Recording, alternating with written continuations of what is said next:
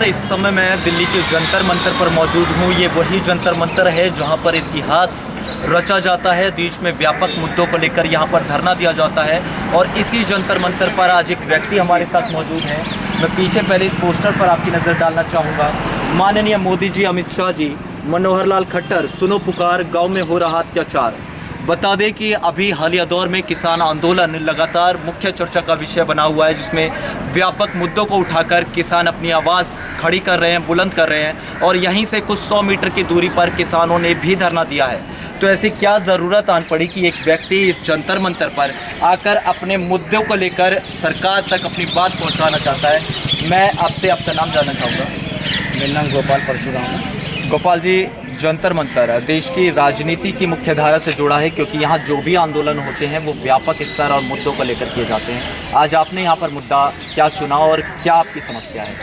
मेरी समस्या ये है कि मैंने, जैसे कि बार बार आप देख रहे हैं, चर्चा में काफ़ी टाइम हो गया इस बात को कि एक रसूखदार परिवार ने एक सरकारी गली को कब्जा लिया था, उस पर गेट चढ़ा दिया था और आम लोगों का रास्ता उसने बंद कर दिया था।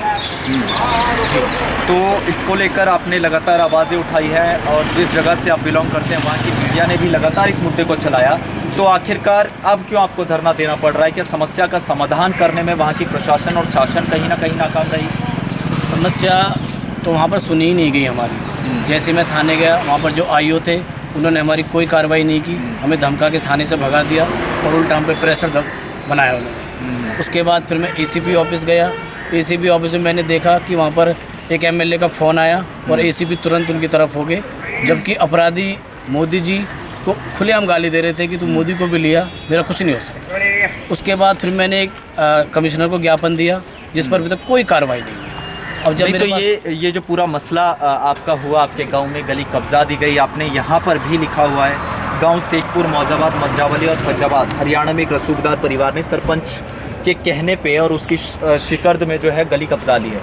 अब लगता है कि इस समस्या के अंदर जितने भी डिपार्टमेंट है, अधिकारी है और उपायुक्त हैं, वो कहीं ना कहीं कमज़ोर पड़ रहे हैं, उन पर कोई दबाव है? उन पर पूरा दबाव है, और इस पर दबाव नहीं होता तो अब तक ये कार्रवाई कब से हो जाती है। जैसे कोई एप्लीकेशन जाती है, मुझे एक बार तो फ़ोन आता है कि आपके यहाँ से कंप्लेंट आई है, दूसरी बार कोई फ़ोन नहीं आता। तब मैं उन्हें पूछता हूँ कि क्या हुआ, तो कहते हैं हमने उचित कार्रवाई कर दी, क्लोज़ कर देते हैं उसको। तो ये हमारे साथ गोपाल मौजूद हैं, जो अपनी गली के कब्जाए जाने पर यानी रास्ता बंद करने पर अपनी मांगों को लेकर आज जंतर मंतर पर खड़े हैं। और इनका एक ही साफ कहना है कि जब उपायुक्त, प्रशासन और शासन के पास जाने पर भी मसला सॉल्व ना हो, मसले का समाधान ना निकले, तो उनको जंतर मंतर पर आना पड़ा। और देश की राजनीति में या वर्तमान मुद्दों पर किसी भी विषय को प्रबलता से उठाने के लिए जंतर मंतर से बढ़िया कोई जगह नहीं होती। आज जंतर मंतर पर आपको कितना समय हो गया?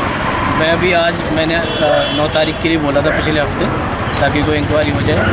तो मैं आज पहुंचा हूँ यहाँ पर। मैंने आज से धरना शुरू किया। आज से धरना शुरू किया है, लगातार मांगों को उठाते जा रहे हैं। इस समस्या को कितना समय हो चुका है और इससे कितने लोग ग्रसित हैं आपके गाँव में? इस समस्या को लगभग 3.5 महीने हो गए और अपराधी खुलेआम घूम रहे हैं, जो कि बोल रहे हैं कहीं कुछ नहीं हो सकता, कहीं भी चला जाए, कहीं कुछ होगा ही नहीं। तो आखिरकार क्या ये परिवार इतना रसूखदार है या इसके पीछे किसी तरह से सियासत खेली जा रही है, जो आपके कार्रवाई के लिए कई आवेदन देने के बाद भी कोई कार्रवाई नहीं होती? इस परिवार को राजनीतिक संरक्षण प्राप्त है, क्योंकि जो सरपंच है, सरपंच उन्हीं का है। उनकी सारी वोटें हैं, उनकी डबल वोट है।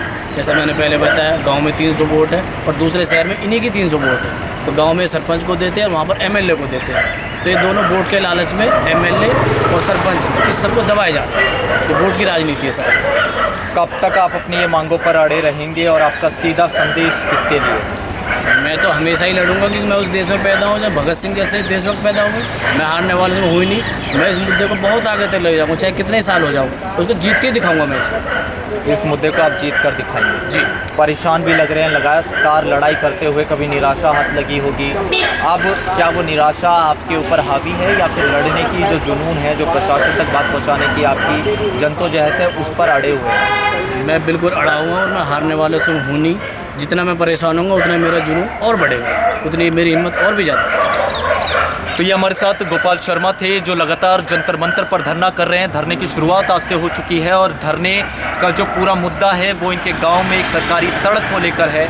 एक बार मैं आपको पीछे की तस्वीर दिखाना चाहूँगा। माननीय मोदी जी और अमित शाह को लेकर इन्होंने इसमें साफ तौर पर लिखा कि उनके गांव में होने वाले अत्याचार से ये परेशान हैं और धरने की शुरुआत दी है। पिछले कई महीनों से अपने प्रशासन के साथ जद्दोजहद करने में लगे हुए थे और आगे भी इन पर नज़र बनाए रखेंगे कि आखिरकार किस तरह से जंतर मंतर से लेकर फरीदाबाद के गांव तक वो मुद्दा आज विश्व स्तर पर उठाए जाने की ये मांग कर रहे हैं और सीधा कह रहे हैं कि मोदी जी इस पर संज्ञान लें, नहीं तो गांव के लोगों की दिक्कतें बढ़ जाएंगी। कैमरा पर्सन विशाल कुमार के साथ मैं शुभम मिश्रा, NPTV न्यूज़ दिल्ली।